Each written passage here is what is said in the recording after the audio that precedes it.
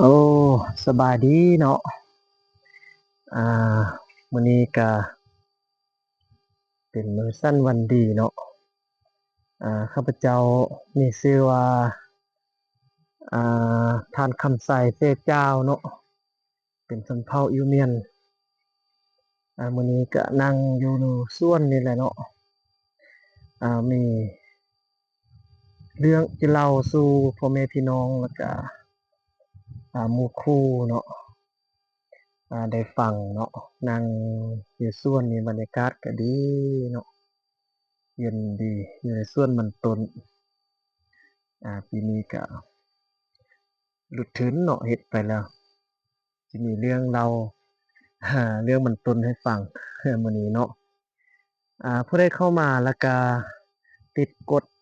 ติดตามไว้เนาะกดติดตามกดไลค์กดแชร์ให้เป็นกำลังใจให้ข้าพเจ้าได้เนาะที่มันลงคลิปเนาะแต่ว่าไผที่ว่าอยากกดติดตามเนาะหรือว่าซอกข้าพเจ้านี่อยู่ในช่องยูทูบก็มีเนาะช่องยูทูบก็ชื่อคำใส่เสียเจ้านั่นแหละเปิดช่องยูทูบมาเดี๋ยวนี้ก็หารายได้เนาะก็มันเฮ็ดคลิปมาให้พ่อแม่พี่น้องเป็นชนเผ่าอิวเมียนน่ะหรือว่าเป็นคนลาวเนาะพอได้ก็สามารถฟังได้เนาะเป็นคนลาวคือกันเว้าภาษาลาวฮู้ก็ถือว่าสามารถฟังได้เนาะบางเทื่อข้าพเจ้าก็อัดเฮ็ดเป็นคลิปเป็นภาษาอิวเมียนเนาะแต่มื้อนี้ข้าพเจ้ามาอัดคลิปเว้าเป็นภาษาลาวให้พ่อแม่พี่น้องฟังเนาะมื้อนี้นี่สิเว้าเกี่ยวกับเฮ็ดมันต้นปีกายนี่ก็ถือว่า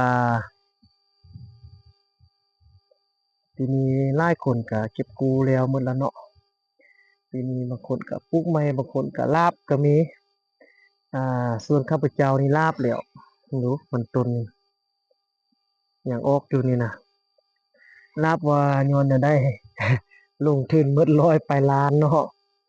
ลงทุนหมด100ปลายล้านแล้วบัดนี้เก็บได้นี่แต่เท่าใดได้ฮอด50-60ล้านหนึงแต่บ่ลงทุนอยู่ประมาณบ่100ล้านพู้นแหละเนาะเขาเจ้าเฮ็ดกวางแน่เนาะเฮ็ดเป็น10เฮกตาร์พู้นถือว่าลงทุนหลายปีนี้ลาบแล้วทิ่มอันน่ะเป็นงามันเนาะเป็นไม้มันลำมันต้นซั้นซะหลายที่มีตามกลางไร่บ้านเฮาซื้อแล้วเป็นเงินเป็นคำเบิดเนาะพ่อแม่พี่น้องเป็นคือข้าพเจ้าบ่เนาะมาปีนี้เลยลาบเลยจักสิเฮ็ดแนวใดดินเปาว่างอย่างนี้ก็เลยนี่มาซื้อแกนหญ้ามาหว่านเนาะเริ่มโป่งมาละแกนหญ้าลูซีมาหว่านเพื่อเลี้ยงงัวเลยจักเล็กจักน้อยเนาะเลี้ยงงัวเลี้ยงแบะอันเนี้ยตะกี้แล้วเขาฮือกันปลูกมันต้นแล้วบัดนี้ไถหญ้าทิ่มเนาะแล้วมาปลูกมันต้นบัดนี้มันต้นถึกแล้วมาปลูกหญ้าคืนโอ้ชีวิตคนเฮานี่ก็บ่ฮู้แนวใดเนาะมันหยังก็เฮ็ดไปหมดเลี้ยงงัวเลี้ยงแบะลองไปเบิ่งเนาะว่าการเกษตรอยู่ในลาวเฮานี่เพราะว่าบ่แน่นอนเนาะเรื่องการเกษตรอยู่ไสก็อย่าบ่แน่นอนเพราะว่าทางเฮามันบ่มีตลาดใหญ่เนาะรองรับซื้อของเฮาเนาะถือว่าปีใดมีราคาก็มีเนาะปีใดบ่มีราคาแล้วก็น่าทึ่นเขาเนาะกดดันราคาแล้วก็ได้ขายถูกเนาะบางคนก็เฮ็ดได้บางคนก็ถือว่าไปบ่รอดเดะข้าพเจ้านี่ยอมแล้วพวกมันต้นนี่นะแล้วก็มาปลูกหญ้าเบิ่งปลูกหญ้าเลี้ยงงัวเบิ่งเพราะว่าเราก็มีงัวได้น้อยหนึ่งแล้วเนาะปีกายนี่ก็เลี้ยงได้งัว30-40ปลายโตก็ปีนี้ถือว่าหวานยามหมดละยอมละมันต้นน่ะมาเว้าสู่พี่น้องฟังเนาะเกี่ยวกับการเกษตรนี่บางคนก็เฮ็ดถ้าแห้งเฮาสู้เอาเท่าใดอยู่เนาะแห้งเฮาเพราะว่าคันดินก็บ่ไถสิเนาะดินบ่ไถแด่แล้วก็งัดเอาเองต่างเอาเองสิซะส่วนข้าพเจ้านี่สู้บ่ได้เฮ็ดแนวนั้นบ่ได้ผู้เดียวเนาะเฮ็ดกวางเด้ งัดก็งัดบ่ได้จางเข้ามืดบัดนี้หักค่าทุนมาแล้วรุดทุนบ่ได้หยังเลยแล้วก็ทีนี้ก็หันมาปลูกยางเด้ปีกายนี่ก็ปลูกน้อยหนึงลองเบิ่งเฮ็ดแนวละเล็กแนวละน้อยเบิ่งอันใดดีอันใดสิได้บ่ฮู้เลยลองงมมืดไปเนาะพี่น้องเนาะว่าเฮ็ดแนวใดค้าขายก็ค้าขายมาหลายปีแล้วก็ให้เมียกับครอบครัวเขาเนาะพนักงานค้าขายเขาก็บ่อยากนั่งอยู่บ่อนเก่ายังมาซอกสิ่งใหม่ๆเนาะเพื่อมาเป็นบทเรียนในชีวิตนำใส่เนาะให้มีประสบการณ์อยากลองอยากรู้อยากเห็นเนาะส่วนข้าพเจ้านี่เป็นคนแนวนั้นเนาะมีแนวคิดแนวนั้นอยากเรียนรู้อยู่กับสิ่งแบบเก่าๆเดิมๆแล้วอยากเบื่ออยากเรียนรู้อ่าสิ่งใหม่ๆเนาะลองเฮ็ดไปคนเฮานี่อยู่ในโลกนี้อันใดก็ได้เนาะเฮาเฮ็ดไปแล้วมีความสุขเฮ็ดแล้วใจมักเฮ็ดได้หมดเด้อคันอันใดที่เฮาเฮ็ดไปแล้วเฮาบ่มักเนาะใจบ่เอานี่เฮ็ดไปก็บ่มีความสุขคือเฮาเฮ็ดไร่เฮ็ดสวนนี่เฮาเห็นเขาเจ้าว่าเมื่อยเนาะตอนเว้นไปเฮ็ดแดดร้อนเมื่อยบัดเขากลับมาเขาก็มีความสุขเนาะเพราะว่าอาชีพเขาลืมเคยน่ะได้เขาก็เจ้าก็เฮ็ดไปตามแนวนั้น เราก็มีไปให้ไปส่วนก็โล้มกันไปเราเลยทานน่ะห้องเพลงมีมาหยังเขาก็เว้าสู่กันฟังแรงมากอะบางเทื่อก็มีเหล้าขาวเนาะไปเฮ็ดให้ผู้นั้นผู้นี้มีเหล้าขาวแด่เนาะมีเบียร์มาซุ่มกันแล้วก็ม่วนซื่นไปตามประสาบ้านนอกเนาะตามประสาอยู่ที่อ่าบ้านนั้นเมืองนั้นเนาะบ่จะแต่ละแขวงแต่ละบ้านจะบ่คือกันการใช้ชีวิตการเป็นอยู่แล้วก็การอยู่การกินก็จะบ่คือกันเนาะคนเฮาก็มักบ่คือกันบางคนก็มักหวานบางคนก็มักส้มคันมักคือกันนี่โธ่ในโลกนี้ผู้สาวผู้เดียวนี่เขาญาติกันได้เนาะย้อนว่ามักบ่คือกันผู้หนึ่งว่าเห็นงามผู้หนึ่งว่าเห็นขี้ร้ายแล้วมาเว้าเรื่องการเกษตรนี่อ่าคือว่าหั่นแหละคันผู้บ่มีอาชีพเฮ็ดก็พอได้อยู่คันเหือแห้งสู้เอาเนาะ เพราะว่าปีใดมีราคาตามข้าพเจ้านี่แต่บ่อยากมักมันได้ลุกขึ้นแล้วเนาะคือก็บ่เคยเฮ็ดไร่เฮ็ดสวนจักเทื่อแล้วมาเห็นหมู่คู่เขาญาติพี่น้องปลูกก็อยากไปปลูกนำเขาบัดนี้มาแล้วลุกขึ้นหาลาบเลยอ่าคันเฮาอันนั้นแท้ตามอันนี้เฉพาะอ่าแนวคิดอันนี้เนาะอ่าทัศนะของข้าพเจ้านี่ก็ถือว่าเคยเป็นพ่อค้ามาก่อนอ่า คันแนวคิดแท้คันว่าเราเฮ็ดการเกษตรนี่คือว่าเราปลูกมันต้นปลูกสาลีเนาะบักเดือยคันเรามีแนวเฮ็ดที่ว่าคักกว่าหั้นแต่ก็เฮ็ดแนวอื่นก็ได้เนาะคันเราบ่มีแนวเฮ็ดก็เฮ็ดแนวนี้นี่ก็ได้เราเคยเฮ็ดแนวนี้กินมาแนวนี้แล้วเราเอาแรงสู้เอาแท้ก็ได้ตามอันนี้แท้คิดว่าคันปีหนึงได้เทื่อหนึงนี่คันอยากบอกพ่อแม่พี่น้องเนาะหมู่เพื่อนทาง LINE เนาะอยู่ในประเทศลาวหรืออยู่ต่างแขวงต่างเมืองเนาะต่างบ้านคันเฮาค้าขายนี่ก็คันเฮาเก็บมื้อละ10มื้อละ20มื้อละแสน200,000ให้มันได้เงินทุกมื้อเนาะให้มันได้เงินทุกมื้อนี่เพราะว่ามันจะ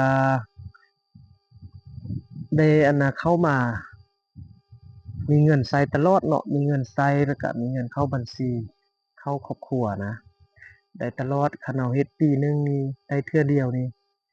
ก็ได้อยู่แต่ว่ามันก็ฮักบ่ส่ำที่ว่าเฮาได้ทุกมื้อเนาะแม่นว่าเฮาจะตำบักหุ่งขายบ่หรือว่าเฮ็ดเฟอขายตามแคมทางเฮ็ดของกินขายขายเครื่องย่อยซื้อผักมาขายเพราะว่าค้าขายนี่มีหลายอันหลายแนวเนาะต่างแต่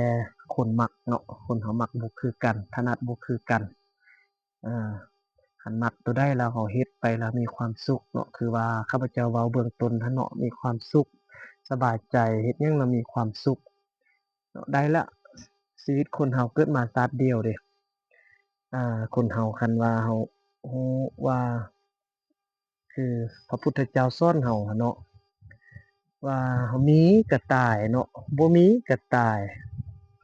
คนงามกระต่ายคนขี้ร้ายกระต่ายคนจากระต่ายคนสละกระต่ายเนาะทุกคนเขาก็คันเฮาคิดอันนั้นแท้บางเทื่อเขาก็มีชีวิตอยากจะมีพอได้แนวหนึ่งเนาะ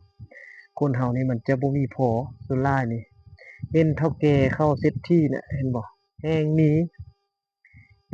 เลยมีคืบหนึ่งยังได้สองคืบเนาะได้หว่าหนึ่งยังได้สองหว่ายังได้สามหว่าอันนั้น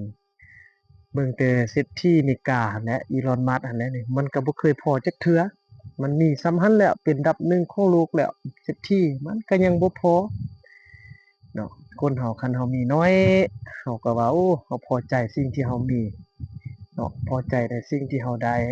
เฮาก็มีความสุขเนาะมีครอบครัวที่อบอุ่นมีสุขภาพที่แข็งแรงเนาะ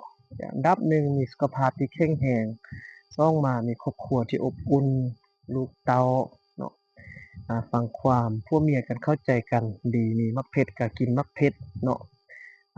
มีผักก็ลวกผักมีซีนก็กินซีนมีเมี่ยงก็กินไปก็เป็นครอบครัวที่อบอุ่นปราศจากโรคภัยไข้เจ็บก็ถือว่าสุดยอดละคนเฮาคันมีเงินหลายส่ำใดกองเพียงหัวเนาะสุขภาพบ่ดีเนาะครอบครัวบ่สงบสุขก็บ่มีความสุขเนาะคนเฮามื้อนี้ข้าพเจ้าก็เว้าอัดคลิปเว้า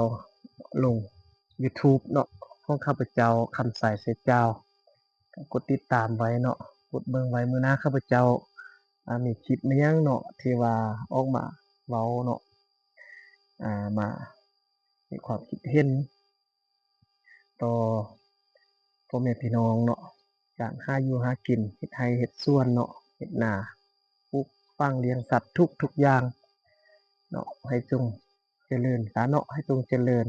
ให้เฮ็ดน้อยให้มันได้หลายให้มีสุขภาพแข็งแรงฝากกดไลก์กดแชร์ให้แด่เนาะข้าพเจ้าก็เดี๋ยวนี้ก็บ่มีหยังละมีแต่ลงคลิปมาหยังหารายได้เรียนเฮ็ดลงคลิปหารายได้เข้าช่องยูทูบเนาะก็ให้กดไลก์กดแชร์ให้แด่เนาะมื้อหน้าสิมาเว้าเรื่องหยังก็คอยอัดลงเนาะขอให้พี่ติดตามให้แด่กดติดตามแล้วก็กดไลก์กดแชร์ให้แด่นั่งอยู่เทิงผู้สูงถ่ายคลิปมื้อนี้จักงัวไปไสหมดแล้วปกติแต่ละมื้องัวก็อยู่เต็มแถวนี้นี่แหละก็แบะแด่เลี้ยงแบะแด่แล้วก็ปลูกยางแด่เฮ็ดหลายสิ่งหลายอย่างเฮ็ดบ่ฮู้ว่าเฮ็ดอันใดดีเนาะเฮ็ดอันใดให้มีความสุขอันใดก็อยากได้เบิดข้าพเจ้านี่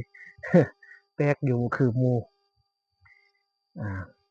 อันเด้อขอบใจหลายๆที่ว่าเข้ามาเบิ่งกดไลก์กดแชร์กดติดตามให้มื้อหน้ามีโอกาสเนาะสิได้อัดคลิปลงใหม่เนาะขอบใจเด้อ